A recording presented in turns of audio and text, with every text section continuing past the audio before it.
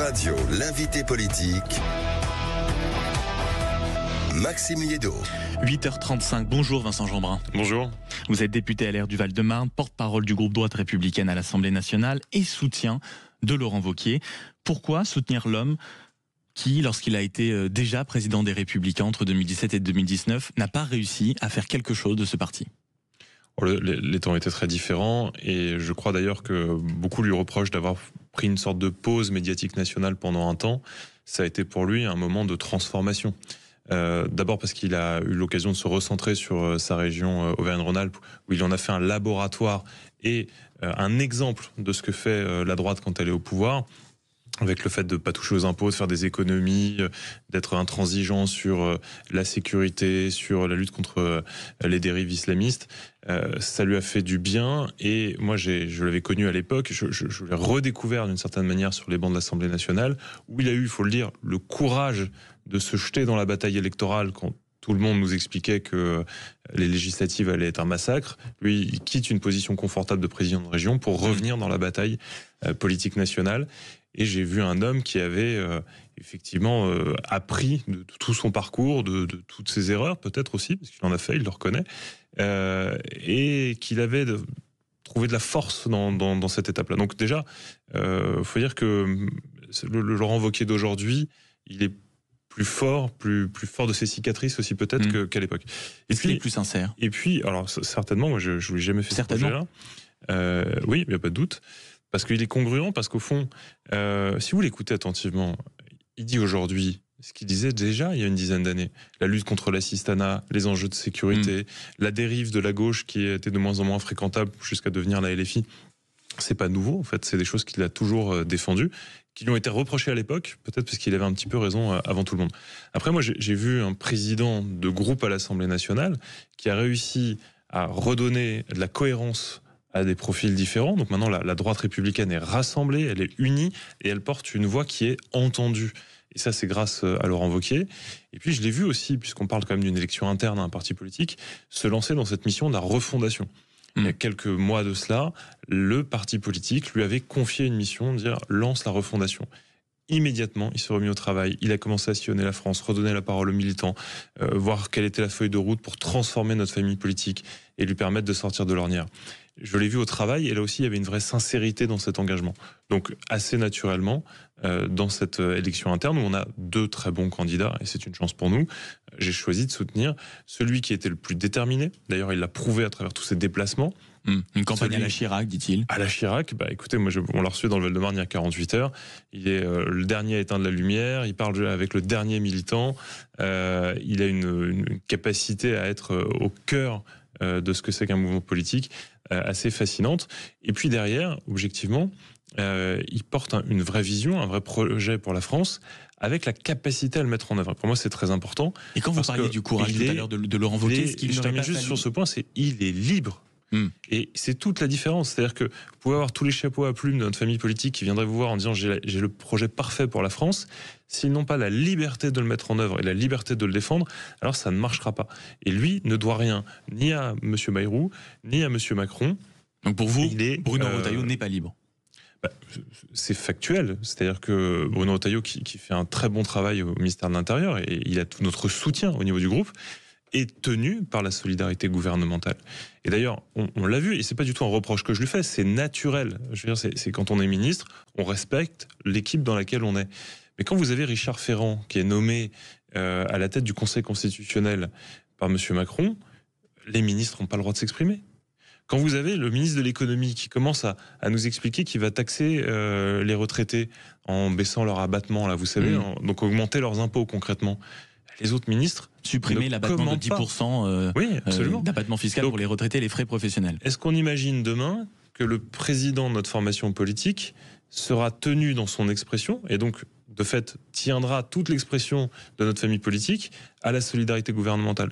Moi, je pense que c'est un boulet au pied le cas échéant, et donc il faut absolument que notre président de parti soit un homme libre et qu'ils soutiennent les ministres dans le gouvernement pour qu'ils aient des résultats et des actions. Quelle est la différence entre le fait de se battre contre un ministre qui veut supprimer, par exemple, cet abattement de 10% sur les retraités, et le fait d'avoir soutenu le gouvernement Barnier qui augmentait les impôts de 30 milliards sur un budget?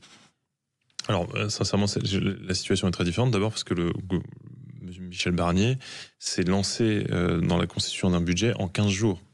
Donc il y avait une urgence vitale, on était en fin d'année. Là, on n'est pas du tout dans la même logique. Et d'ailleurs, on l'avait dit à l'époque, la priorité des priorités était de, dès le début janvier 25, préparer le budget pour 2026, parce qu'il fallait prendre un certain nombre de mesures qui permettraient de générer des économies. Dès l'été dernier, on a proposé avec le groupe La Droite Républicaine autour de Laurent Wauquiez des solutions pour faire des économies et pour ne pas avoir à toucher au pouvoir d'achat de ceux qui travaillent et de ceux qui ont travaillé toute leur vie. C'est un vrai combat pour nous et c'est un positionnement idéologique qu'on défend avec vigueur et qui, je crois, est entendu aujourd'hui. Et cette liberté de ton de Laurent Wauquiez, c'est ce qui fait qu'on fait reculer le gouvernement sur ce type d'arbitrage. Laurent Wauquiez a été voir le Premier ministre et lui a dit « Si vous augmentez les impôts, si vous ne faites pas d'économie, nous ne voterons pas votre budget. » On est encore dans la phase de dialogue et de travail, mais la ligne rouge, elle est très claire. C'est parce qu'on est responsable, nous avons dit avec nos collègues, pas de censure, il faut empêcher la LFI d'arriver au pouvoir dans ce pays, donc on est responsable de ce point de vue-là.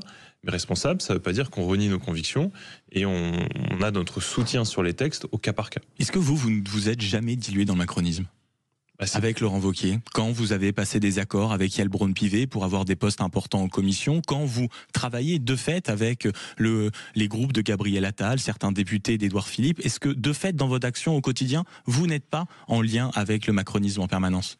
Il y a une différence entre discuter au cas par cas, position par position, que ce soit l'élection de la présidente de l'Assemblée nationale ou texte par texte, avec des formations politiques qui ont la légitimité du peuple français. Ils sont arrivés à l'Assemblée nationale parce que les Français leur ont fait confiance. C'est notre rôle de parlementaire. Quand on est parlementaire, on discute, on parlemente. Et puis, c'est autre chose que de diluer ses convictions en disant « moi je pense ça, j'ai toujours dit ça, mais quand arrive le moment de le mettre en œuvre, finalement je mets un mouchoir dessus ». Ça, c'est pas acceptable. Et pourtant, Laurent Wauquiez a voulu intégrer le gouvernement. C'est pour ça que je vous dis finalement, c'est juste... On parle pas du tout de la même chose. On parle pas du tout de la même chose. On parlait d'un Premier ministre de notre famille politique, Michel Barnier, puisque vous faites référence à ça. Même François Bayrou, on sait qu'il y a eu sous François Bayrou. Donc tout le monde est au courant sauf vous. Je vous confirme que c'est pas le sujet. Et qu'en l'occurrence, et vous parliez de conviction, quand Michel Barnier dit est-ce que ça t'intéresserait, Laurent Wauquiez, de venir au ministère de l'économie, que dit Laurent Wauquiez? Il dit c'est pour faire quoi? Et c'est pas est-ce que je prends le poste ou pas, c'est mais pour y faire quoi? Et quand on lui dit vu le contexte, il risque d'y avoir des augmentations d'impôts, il dit moi je suis désolé, c'est pas mes convictions, donc je ne fais pas ça. Le Congrès ce week-end avec une idée dans la tête de Laurent Wauquiez, le candidat que vous soutenez, Vincent Jeanbrun, l'idée de faire un grand rassemblement quand même de la droite, une droite puissante, une droite forte, de Sarah Knafo à Gérald Darmanin. C'est ça l'idée de Laurent Wauquiez. L'idée de Laurent Wauquiez, c'est de fédérer celles et ceux qui défendent les valeurs de la droite, que ce soit sur l'ordre républicain, la sécurité, la protection de nos frontières, ou que ce soit sur la revalorisation du travail. Et de fait, il y a d'abord un rassemblement de citoyens. Et on voit bien que on a aujourd'hui des personnalités comme Gérald Darmanin et jusqu'à Sarah Knafo qui portent des discours forts sur l'économie, sur la sécurité, sur l'ordre républicain. Et donc, il va falloir à un moment donné fédérer. Mais encore une fois, on fédère sur la base de valeurs communes. Mais pas de petits accords d'appareil. Pour tous ceux qui nous écoutent, essayez de nous expliquer quelle est la différence entre être Bruno Retailleau, essayer d'aller défendre des positions en tant que ministre de l'Intérieur, et par exemple être Laurent Wauquiez et faire Gérald Darmanin, qui a été l'incarnation du macronisme pendant 6 ans. Est-ce que c'est pas contradictoire de vouloir incarner la nouvelle droite et d'aller chercher celui qui a occupé les postes régaliens comme Gérald Darmanin avec tous les premiers ministres successifs et le président Emmanuel Macron en tête? Est-ce que c'est pas contradictoire fondamentalement? C'est pas contradictoire, c'est nécessaire d'être capable de fédérer. Expliquez-moi sincèrement, parce que je pense que c'est important. Précisez-moi la différence entre Bruno Retailleau, qui est au gouvernement actuellement, et vous, visiblement, vous jugez sévèrement cette position. Ah non, pas du tout. Non, mais en tout cas, vous n'êtes pas d'accord avec... ou alors vous n'êtes pas d'accord avec cette idée d'incarner les idées dans un gouvernement. Et Gérald Darmanin, que vous appelez à rassembler Laurent Wauquiez. Précisément sur ça, parce que moi je suis heureux qu'on ait des ministres de droite dans ce gouvernement. Et au-delà de Bruno Retailleau, Annie Genevard fait un travail extraordinaire à l'agriculture, Yannick Neuder à la santé, je pourrais en citer d'autres, Philippe Tabarot au transport. On a des ministres qui font la démonstration qu'ils ont des convictions et qui se mettent au travail, qu'ils ont la compétence pour le faire. Mais vous l'avez bien vu, on n'est pas dans un gouvernement classique, il n'y a pas de majorité, il n'y a presque pas de cohérence même dans les visions du pays au sein de ce gouvernement. Donc on a besoin d'aider les ministres qui sont les nôtres à l'intérieur du gouvernement à emporter des arbitrages.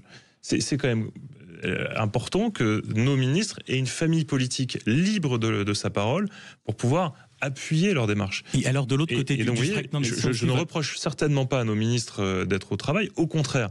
Mais pour les aider face au Premier ministre, qui quand même est un peu particulier dans sa vision du pays, on n'a pas l'impression qu'on a des arbitrages. On a un point important qu'évoque Laurent Wauquiez régulièrement. On a quand même un Premier ministre qui nous a dit oui, sur les flux migratoires, la protection de nos frontières, j'ai compris, il va falloir vraiment faire quelque chose. Donc, en réunion le mardi matin, vous savez que le président de groupe du Socle commun voit le Premier ministre. Il lui dit, donc, sur le calendrier, concrètement, quand est-ce qu'il y a un texte de loi sur la protection de nos frontières ? Concrètement, dans le calendrier, quand est-ce qu'on agit ? Là, si donc, on n'a pas un président de groupe et demain un président de parti qui appuie pour que ça arrive, le risque, c'est que nos ministres n'aient pas la capacité de l'imposer.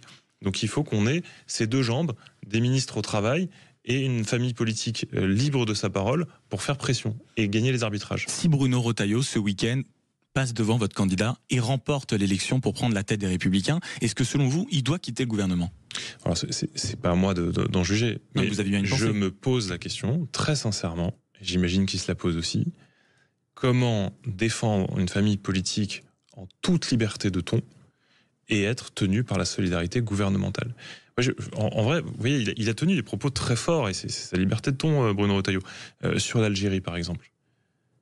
Et puis il a été, entre guillemets, rappelé à l'ordre par le Premier ministre et par le Président de la République, qui ont dit, ça, c'est pas des sujets d'intérieur, c'est des sujets de politique internationale, chacun dans son rôle.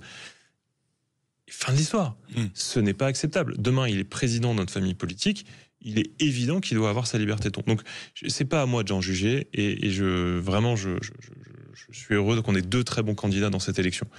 Mais cette question de la liberté de ton, de la capacité... Est-ce que vous n'êtes pas en train de devenir macroniste, Jean Jeanbrun ? Parce que vous savez que vous parlez exactement comme les députés macronistes qui souhaitent à Bruno Retailleau une OQTG, une obligation de quitter le gouvernement. Alors, vous rejoignez sur ça ? Mais non, je rejoins absolument pas sur ça.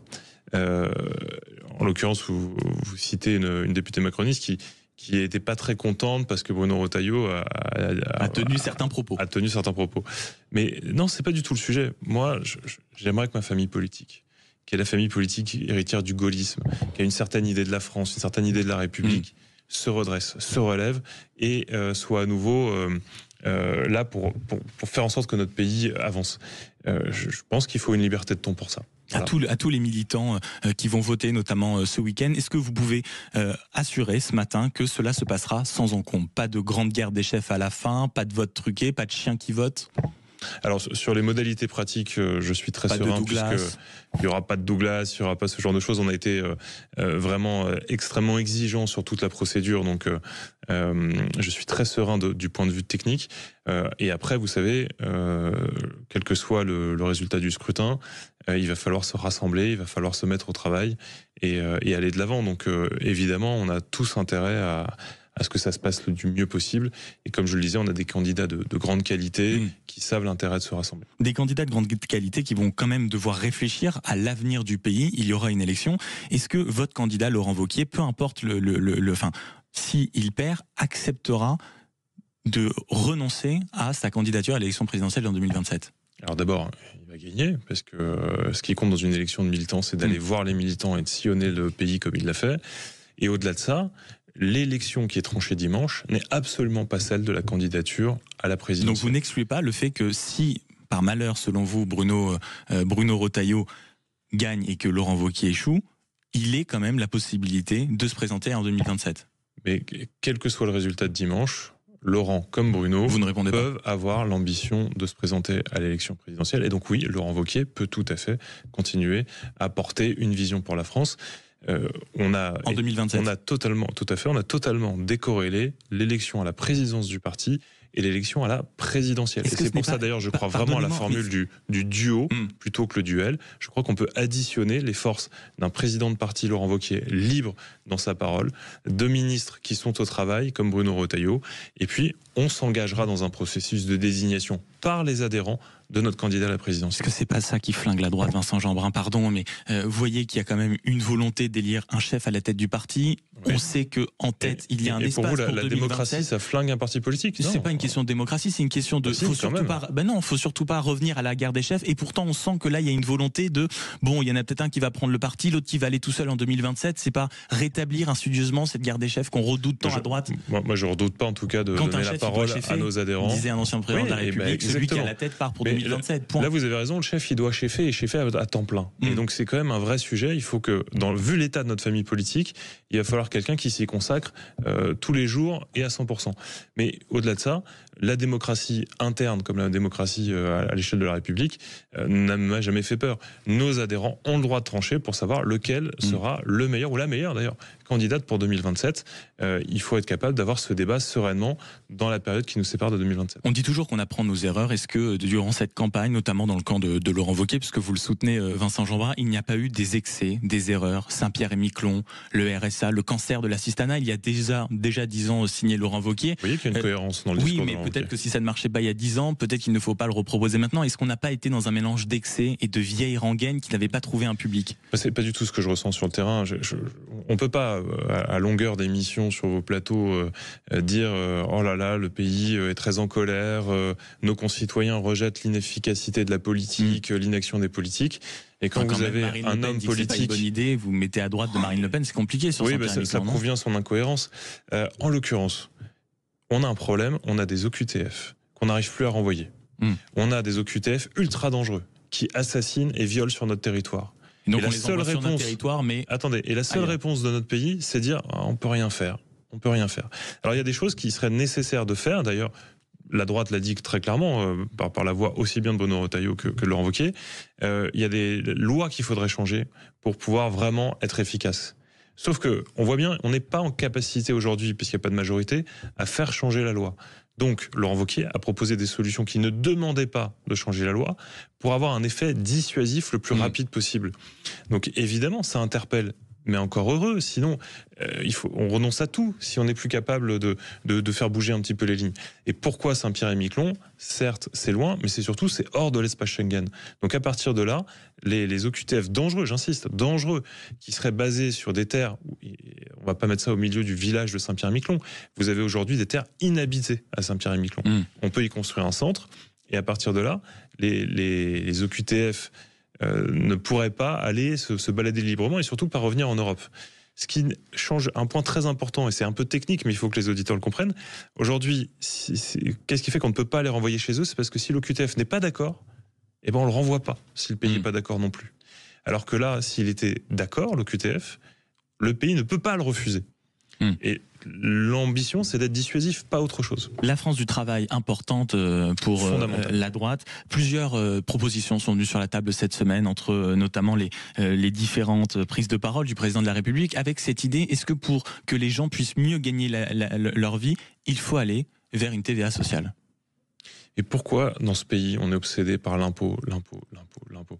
La priorité, c'est de remettre les gens au travail. Et peut-être que, justement, la première étape, c'est de faire en sorte que l'assistanat ne paye pas plus que le travail et le salaire. On a fait une proposition avec la droite républicaine autour de Laurent Wauquiez, qui consiste à dire, on cumule toutes les aides, sauf celles qui concernent le handicap, et on les plafonne à 70% du SMIC. Pour que toujours dans notre pays, le travail paye plus que l'assistanat. Première chose. Deuxièmement, poser la question du RSA à vie et faire en sorte qu'au bout de 2 ans, les personnes qui sont aptes au travail puissent retourner vers l'emploi. Pas en leur disant, on vous laisse galérer 2 ans, et puis après, derrière, il ne se passe plus rien. En leur disant, on va tout faire pendant ces 2 ans pour vous remettre en emploi. On a 500 000 emplois non pourvus dans ce pays, et vous avez une grande partie des RSA qui ont moins de 35 ans. À un moment donné, on doit pouvoir les remettre au travail. Et je termine juste sur un point. Si on avait le même taux d'emploi que l'Allemagne, nos comptes sociaux seraient équilibrés.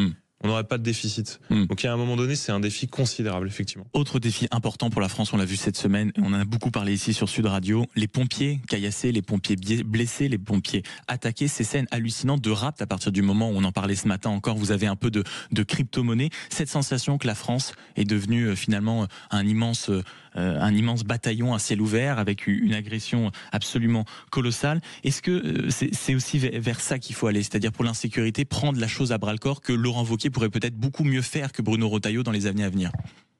En tout cas, on ne peut pas se satisfaire d'un ministre de la Justice, Gérald Darmanin, qui, à juste titre, dit il n'y a plus de safe place en France. Il n'y a plus d'endroit où on est en sécurité.